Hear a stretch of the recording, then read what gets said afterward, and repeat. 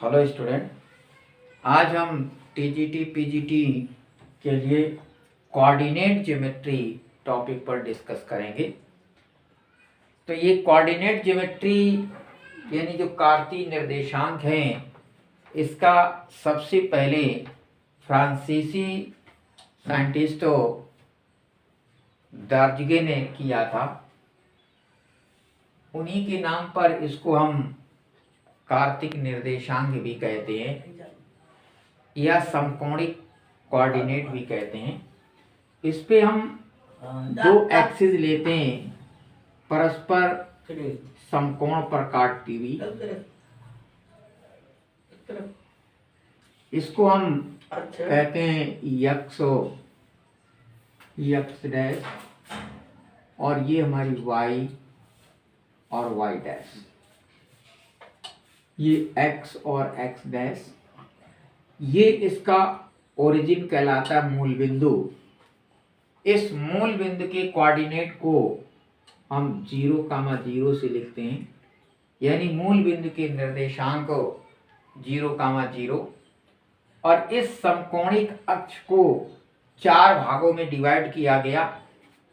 ये इसको हम बोलते हैं फर्स्ट, ये होता है सेकेंड, और ये होता है थर्ड, और ये होता है फोर्थ।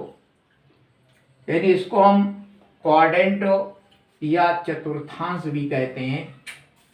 फर्स्ट क्वाड्रेंट या प्रथम चतुर्थांश, सेकंड क्वाड्रेंट या द्वितीय चतुर्थांश, थर्ड क्वाड्रेंट या तृतीय चतुर्थांश, और इसे हम फोर्थ क्वाड्रेंट या चतुर्थ चतुर्थांश कहते हैं।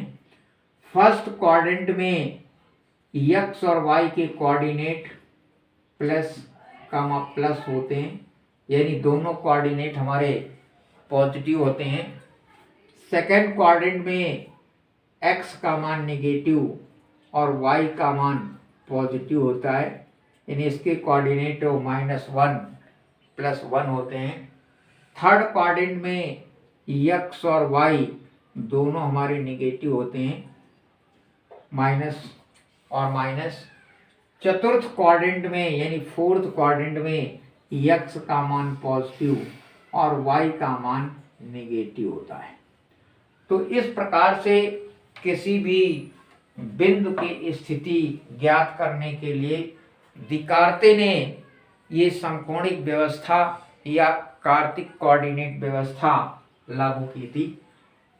इन अक्षों से उस बिंदु की क्या स्थिति है, यानी एक्स अक्ष से कितनी दूरी पर है और वाई अक्ष से कितनी दूरी पर है, इसकी पॉजिटिव डायरेक्शन में है या इसके नेगेटिव डायरेक्शन में है, इस स्थिति को ये चिन्हों के द्वारा जो है प्रदर्शित किया गया था।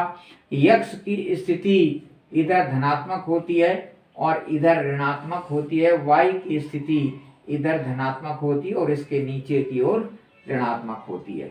जैसे कोऑर्डिनेट है -2,3, तो -2,3 की स्थिति अगर हमें बतानी है तो x का नेगेटिव, y का पॉजिटिव, इसका मतलब ये हमारा सेकंड कोऑर्डिनेट में पड़ेगा -2 और 3। इसी तरीके से अगर हम लेते हैं 3,-2, इसका मतलब है x का पॉजिटिव और y का नेगेटिव। ये पोजीशन हमारी चतुर्थ क्वाड्रेंट में पड़ेगी। अगर हमारे दोनों पॉजिटिव हैं 2 और 3, इसका मतलब ये प्रथम क्वाड्रेंट में स्थिति इसकी होगी, और अगर दोनों ही नेगेटिव हैं तो इसका मतलब इसकी स्थिति तीसरे क्वाड्रेंट में होगी, यानी थर्ड चतुर्थांश में होती है। तो इस प्रकार से दिकार्ते ने एक प्रणाली से किसी भी बिंदु की स्थिति ज्ञात करने के बारे में जो है डिस्कस किया था।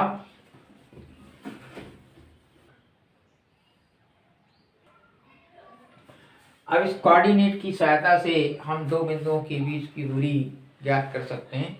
मान लो कि जैसे एक बिंदु A है और दूसरा बिंदु B है, इसके कोऑर्डिनेट हमारे x1 और y1 है, इसके कोऑर्डिनेट x2 और y2 है। AB को मिलाने वाली रेखा AB के बीच की दूरी हमें ज्ञात करनी है। तो A B is equal to root x2 minus x1 का whole square plus y2 minus y1 का होल स्क्वायर, ये फॉर्मूला हो जाएगा। अब इस पे हम x2 माइनस x1 के स्थान पर ये भी लिख सकते हैं x1 माइनस x2 का whole square plus y1 minus y2 का होल स्क्वायर। ये दोनों ही दूरियां हमारी बराबर आएंगी, क्योंकि x2 माइनस x1 में से घटाएंगे, यदि माइनस आता है तो उसका वर्ग करने पर प्लस हो जाएगा। इसी तरीके से x1 माइनस x2 में से घटाएंगे और अगर माइनस आता है तो उसका मान वर्ग करने पर प्लस हो जाएगा। इसलिए फॉर्मूले में कोई परिवर्तन जो है नहीं होता है। वैसे यूजफुल हमारे लिए ये ज़्यादा होता है। अगर मान लो x1 और y1 इक्वल टू 0,0 है, यानी मूल बिंदु है, मूल बिंदु से हमें दूरी ज्ञात करनी है। मूल बिंदु, तो मूल बिंदु से दूरी A B is equal to हम x1 0 लगा देंगे, तो x2 माइनस 0 का whole square plus y2 minus 0 का होल स्क्वायर, तो ये हो जाएगा root x2 square plus y2 square. ये हमारा मूल बिंदु से दूरी के लिए सूत्र हो जाएगा कि अगर ए बिंदु हमारा मूल बिंदु दर्शाया गया है तो सूत्र हमारा x2 square plus y2 square होता है। अब हम इसी पर क्वेश्चन लेकर के देखते हैं। जैसे पहला प्रश्न है, कह रहा है कि बिंदु -3,4 की x अक्ष से दूरी क्या होगी। डिस्टेंस फ्रॉम x एक्सिस हमें ज्ञात करना है। तो पॉइंट दिया हुआ है -3,4 की x अक्ष से दूरी क्या होगी। अगर हम समकोणिक अक्ष बना लें, ये -2 3 4, यानी -1 -2 -3 -4, इधर बना लें 1 2 3 4 1 2 3 4। तो पॉइंट की स्थिति -3,4 यानी सेकेंड क्वाड्रेंट है।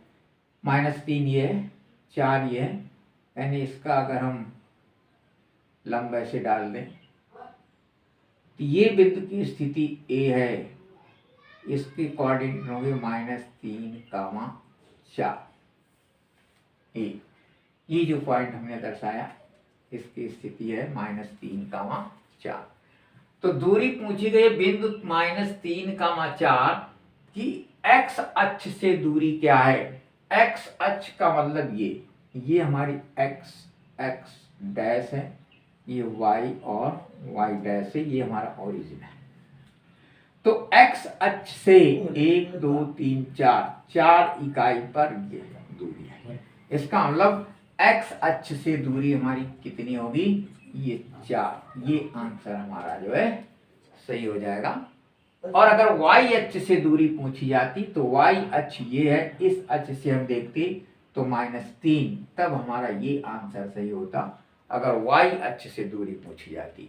लेकिन यहाँ पर दूरी पूछी गई है x अक्ष से, तो x अक्ष से कितनी इकाई पर वो बिंदु पड़ रहा है, वो नाप जो होगी वो इसकी दूरी होगी। तो x अक्ष से इसकी दूरी 4, यानी तीसरा आंसर इसका जो है सही होगा।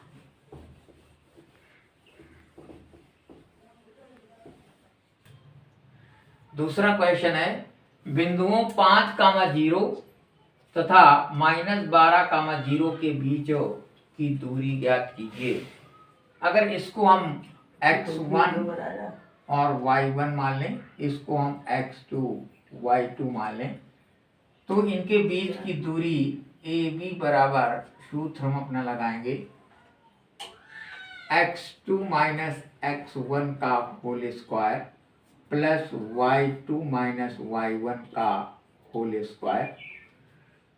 x2 हमारा है -12 √-12, x1 है हमारा 5 तो -5 का होल स्क्वायर, प्लस y2 है 0, ये भी 0 है, y1 तो ये आ जाएगा -17 का होल स्क्वायर, यानी ये स्क्वायर स्क्वायर काट दें तो -17। ये दूरी जो है, इनके बीच की दूरी जो है आ जाएगी हमारी।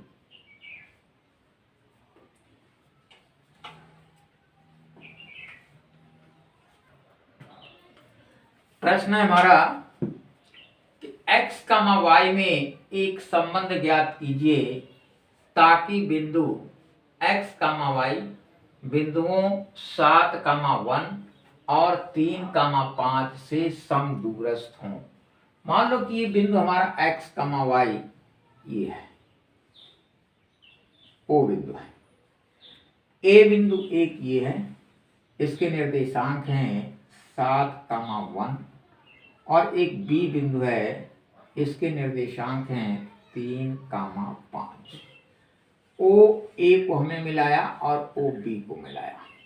कह रहा है कि ओ ए समदूरस्थ हैं, इसका मतलब है कि ओ ए बराबर ओ बी।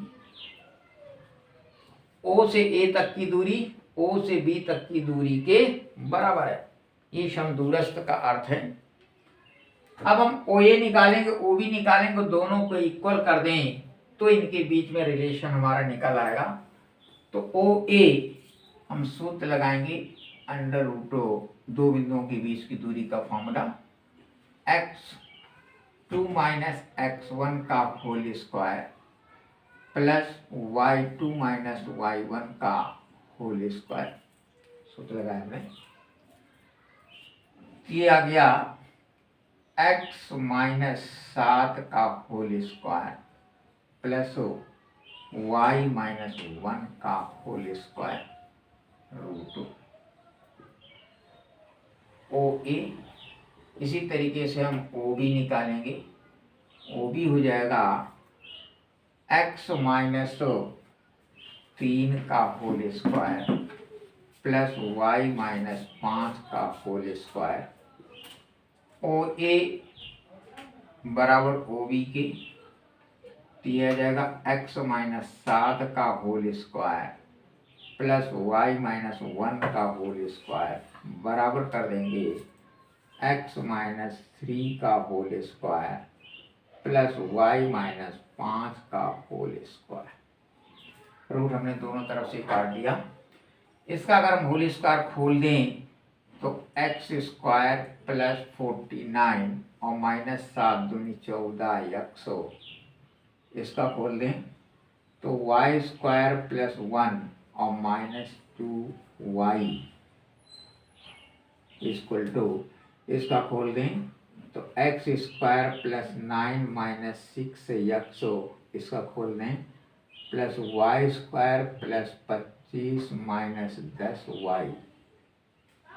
x² से x² कट गया, y² से y² कट गया, 14 100, 6x इधर आएगा तो प्लस हो जाएगा, 14 में से 6 निकल जाएंगे तो -8 100।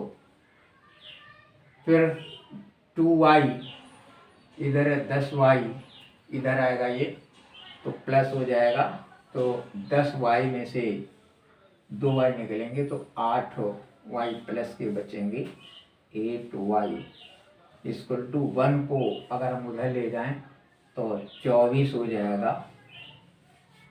8 से अगर हम डिवाइड कर दें तो -100 प्लस y बराबर 8 × 24। ये रिलेशन हमारा इन दोनों के बीच में जो है स्थापित हो जाएगा, x और y के बीच में। इन दोनों के रिलेशन जैसा कह रहा है कि x y में एक संबंध ज्ञात कीजिए, तो वो संबंध हमारा क्या हो जाएगा, -x प्लस y बराबर 3 या y - x बराबर 3। ये इनके बीच में एक संबंध स्थापित हो जाएगा। तो ऐसे संबंधों को हम दो बिंदुओं के बीच की दूरी के द्वारा जो है ज्ञात करके संबंध को स्थापित कर सकते हैं। टू।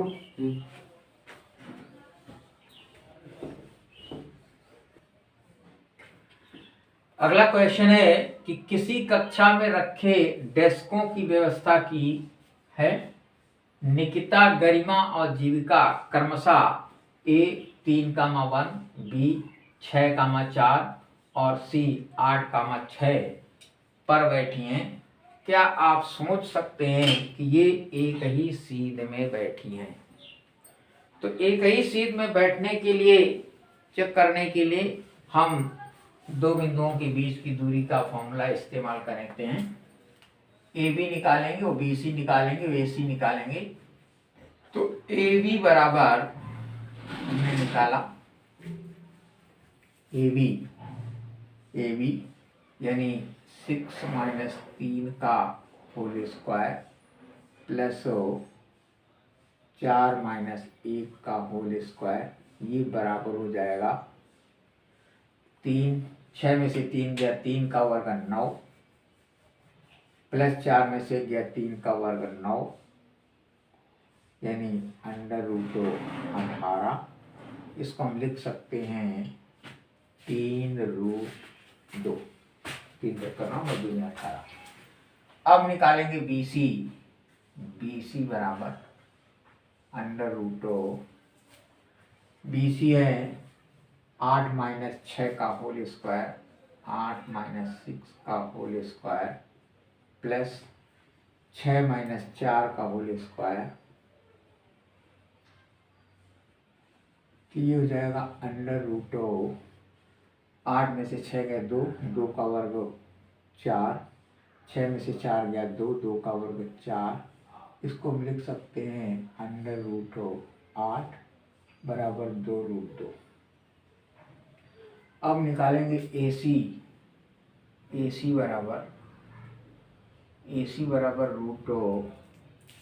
√A और C 8 माइनस 3 का वर्ग, 8 माइनस 3 का वर्ग प्लस 6 माइनस 1 का वर्ग,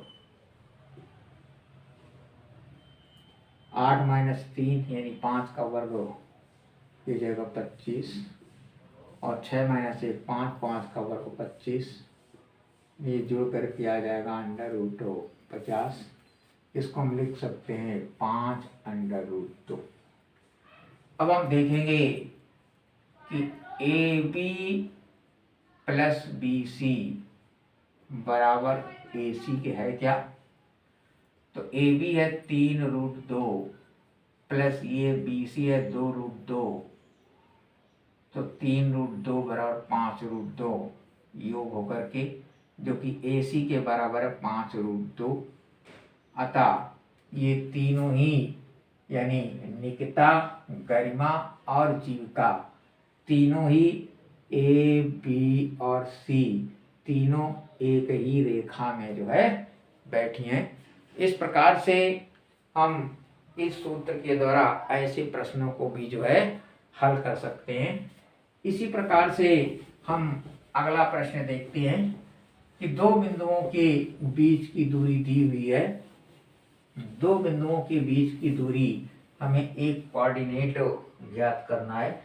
जैसे कह दो बिंदुओं, 5वां क्वेश्चन है, दो बिंदुओं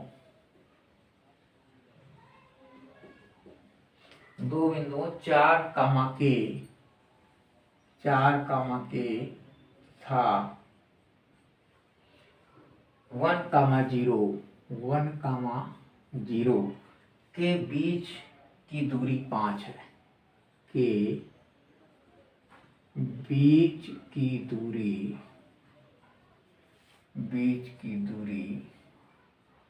5 है। तो के का मान ज्ञात कीजिए। के का मान ज्ञात कीजिए। तो इन बिंदुओं के बीच की दूरी हम सूत्र लगा दें। मान लो ए और बी बिंदु है हमारे, तो रूटो जाएगा 1 माइनस 4 का होल स्क्वायर और प्लस 0 माइनस के का होल स्क्वायर बराबर 5 का होल स्क्वायर। रूट हटा देंगे तो स्क्वायर हो जाएगा उधर, यह जाएगा 3 का स्क्वायर माइनस 3 का स्क्वायर प्लस माइनस के का स्क्वायर बराबर 25, कीजिएगा 9 प्लस के का स्क्वायर बराबर 25, इसलिए के स्क्वायर बराबर 25 माइनस 9 बराबर 16, इसलिए के बराबर हो जाएगा प्लस माइनस 4। तो के का मान हमारा प्लस माइनस 4 होगा। तो इस प्रकार से हम इन दो बिंदुओं की बीच की दूरी के फॉर्मूले से किसी भी त्रिभुज, चतुर्भुज, वर्ग, आयत को सिद्ध कर सकते हैं। ये त्रिभुज होगा या आयत होगा या वर्ग होगा या ये समांतर चतुर्भुज है। अगर त्रिभुज जैसी समबाहु त्रिभुज अगर हमें शो करना है तो ए बी सी, समबाहु त्रिभुज वो त्रिभुज होता है जिसमें तीनों भुजाएं बराबर होती हैं।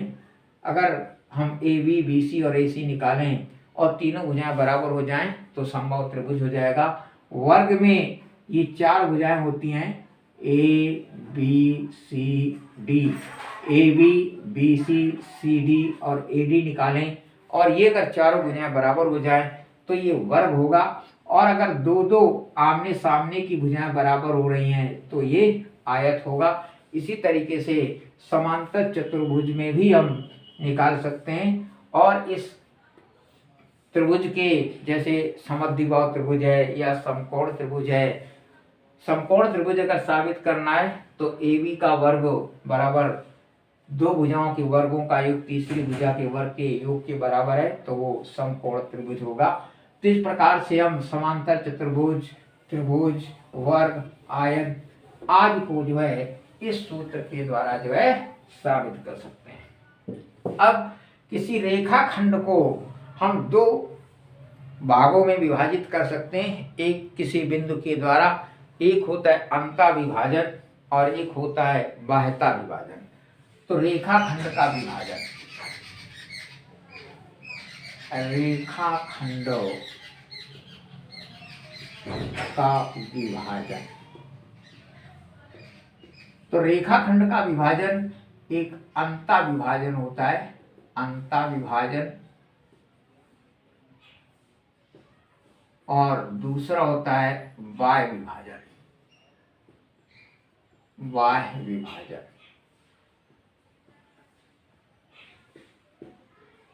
इंटरनल इंटरसेप्ट है, ये एक्सटर्नल इंटरसेप्ट है। तो इस पे जो कोऑर्डिनेट होते हैं हमारे अंतर विभाजन के x इक्वल टू m, मान लो m अनुपाते n के रूप में अगर विभाजन किया गया है, दो बिंदु हैं हमारे x1 y1 और x2 y2, इन दोनों बिंदुओं को एक बिंदु C से इस अनुपात में विभाजित कर रहा है, तो x कोऑर्डिनेट होगा mx2 प्लस nx1 बटे m प्लस n, और y कोऑर्डिनेट होता है my2 प्लस ny1 बटे m प्लस n। ये इंटरनल के लिए होता है। और एक्सटर्नल के लिए होता है x equal to mx2 minus nx1 बटे m1 m माइनस n। और इसी तरीके से y कोऑर्डिनेट के लिए होता है my2 माइनस ny1 बटे m माइनस n। तो ये एक्सटर्नल विभाजन के लिए है और ये इंटरनल विभाजन के लिए है, जब दो बिंदुओं को एक तीसरा बिंदु हमारा m और n रेशियो में जो है डिवाइड करता हो। इसी तरीके से अगर कोई दो बिंदु हैं, a बिंदु है और b बिंदु है, इसके कोऑर्डिनेट है x1 y1 और इसके कोऑर्डिनेट है x2 y2, इन दो बिंदुओं का जो मध्य बिंदु है c, इस c के कोऑर्डिनेट यानी मध्य बिंदु के कोऑर्डिनेट क्या होंगे, मध्य बिंदु। तो मध्य बिंदु C के कोऑर्डिनेट x बराबर हो जाता है x1 प्लस x2 अपान 2 और y इक्वल टू हो जाता है y1 प्लस y2 अपान 2। इस प्रकार से किन्हीं दो बिंदुओं के मध्य बिंदु के निर्देशांकों को भी हम ज्ञात कर सकते हैं x equal to x1 plus x2/2 से और y equal to y1 plus y2/2 से। तो इस पर भी हम कुछ क्वेश्चन देखते हैं, कैसे कैसे क्वेश्चन हमारे जो है हल किए जा सकते हैं इससे।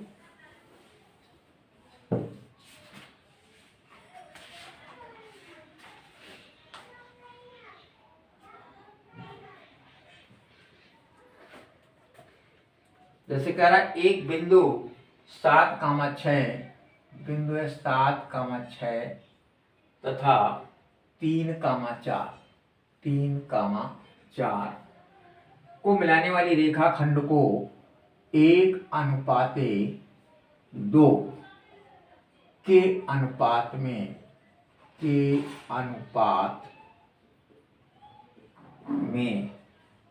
अंता विभाजित करता है, अंता विभाजित करता है, अंता विभाजित करता है। तो हमें चतुर्थांश ज्ञात करना है, किस चतुर्थांश में जो है थांश में पड़ेगा वो बिंदु। देखो अंतर विभाजन के लिए अभी हमने सूत्र बताया x equal to mx2 plus nx1 बटे m प्लस n। तो m हमारा 1 है, ये m है, ये n है। m हमारा 1 है, 1 इंटू x2 हमारा 3 है प्लस n हमारा 2 है और x1 हमारा 7 है इंटू 7 अपान m प्लस n इन 1 प्लस 2 हो जाएगा 3 प्लस 14 बटे 3 बराबर 17 बटे 3।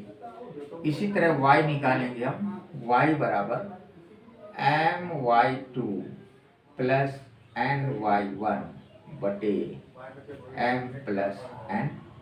इस पे हम पुट करेंगे तो m हमारा 1, y2 हमारा है 4 इंटू 4 प्लस n है हमारा 2, y1 है इंटू -6 अपान 1 प्लस 2 हो जाएगा 4 माइनस 6 दूनी 12 बटे 3 यानी -8 बटे 3। तो पॉइंट हमारे x कामा y बराबर हो गए 17 बटे 3 कामा -8 बटे 3। तो ये बिंदु हमारा किस क्वाड्रेंट में होगा? ये चतुर्थ क्वाड्रेंट में होता है। चतुर्थ क्वाड्रेंट में x का मान पॉजिटिव और y का मान नेगेटिव होता है। तो फर्स्ट, सेकंड, थर्ड और फोर्थ, यानी ये फोर्थ चतुर्थांश में होगा हमारा बिंदु, जो इंटरनल डिवीजन का पॉइंट है।